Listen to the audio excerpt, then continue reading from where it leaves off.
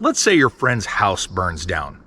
You tell him, hey man, come stay with me, just until you get back on your feet.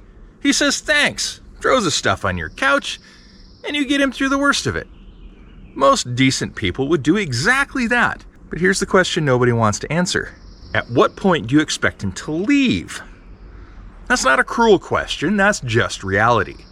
And right now, that is exactly the question the United States is being forced to answer, with about 200,000 Haitian immigrants who were given what's called temporary protected status. The key word being temporary. Here's what gets me about this whole debate. Most people arguing about it the loudest couldn't tell you why Haitians got TPS in the first place. They know it exists, they know the Trump administration is ending it, and depending on what channel they watch, it's either a humanitarian catastrophe or long overdue. But nobody's backing up the truck to explain the original deal. So let's do that. January 12, 2010, a 7.0 magnitude earthquake hits Haiti. Port-au-Prince, the capital, was essentially leveled. Over 300,000 people died, another 1.5 million were displaced overnight. Infrastructure, hospitals, government buildings, just gone. 3 days later, on January 15th, Secretary of Homeland Security Janet Napolitano designated Haiti for temporary protected status. Any Haitian nationals already in the country as of January 12th could apply to stay and work legally for 18 months. 18 months. That was the deal. You couldn't go home because there was nothing to go home to. That's very reasonable, compassionate, and genuinely temporary. Here is where it gets complicated. 18 months came and went. Haiti wasn't ready. So the Obama administration extended TPS. Then they extended it again. Then hurricanes hit. Then political instability. Then in 2021, the president of Haiti was assassinated in his own home. Gang violence exploded. Whole neighborhoods in Port-au-Prince became no-go zones controlled by armed criminal organizations. Every time the government looked at the situation and asked, can these people safely go back? The answer was an honest no. So they kept extending it. Obama extended it, Trump's first term extended it, Biden extended it, and here we are in 2026, 16 years after a temporary earthquake designation, still having this conversation. Remember your friend on the couch? Let's say after 6 months his old neighborhood floods. Okay, you don't kick him out during a flood. A year in, there's a crime wave on his street. Fair enough, he stays. Now squatters have moved in and set up tents on what was his front lawn in his absence. At some point, you look around and realize your friend is still on your couch.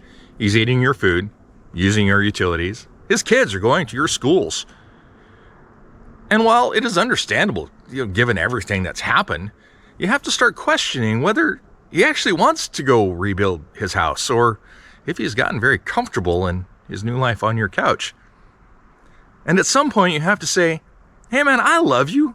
This has been a long road, but I need my couch back and you need to go fix your shit. That is an uncomfortable conversation. Nobody wants to have it. But pretending it never needs to happen isn't compassion. It's simply avoidance.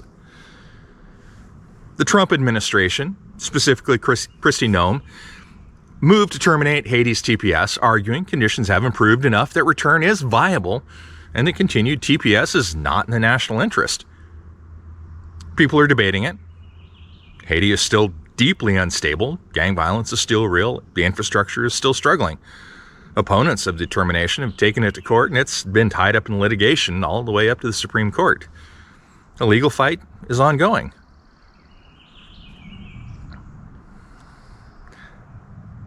The policy question, the one that we should actually be discussing is this. Was TPS ever designed to be permanent? The statute that was created, it says no. It was designed for exactly what it sounds like, a temporary bridge during a crisis. Whether Haiti's crisis has ended enough to justify termination, that's up for debate. But at least let's have an honest conversation about it instead of pretending 16 years later that it's still temporary. Here's where I land on it. Nobody back in 2010 Here's where I land on it. Nobody back in 2010 who said we should help these people was wrong. That was a genuine catastrophe, and the United States did the right thing opening its door. But a door that was opened 18 months, but a door that was open for 18 months has been open for 16 years. At some point, we have to tell our national house guests that it's time to go home.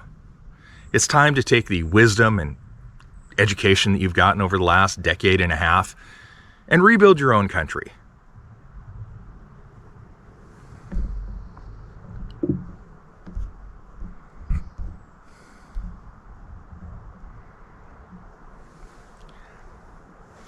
Temporary means temporary. That's not being heartless. That's just being honest.